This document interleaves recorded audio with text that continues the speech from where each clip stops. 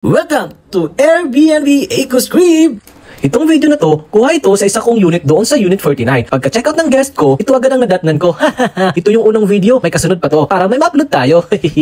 Dito, sinabihan ko agad yung guest ko na kung ayaw nilang maglinis, meron akong team na tagalinis. Yung team ko ang maglilinis para sa kanila, para hindi na sila mahirapan. Alis na lang sila, dalang gamit nila, tapos yung team ko ang bahala sa paglilinis. Pero wait, hindi libre ang paglilinis ha, may charge to, kahit hindi kayo nagtanong.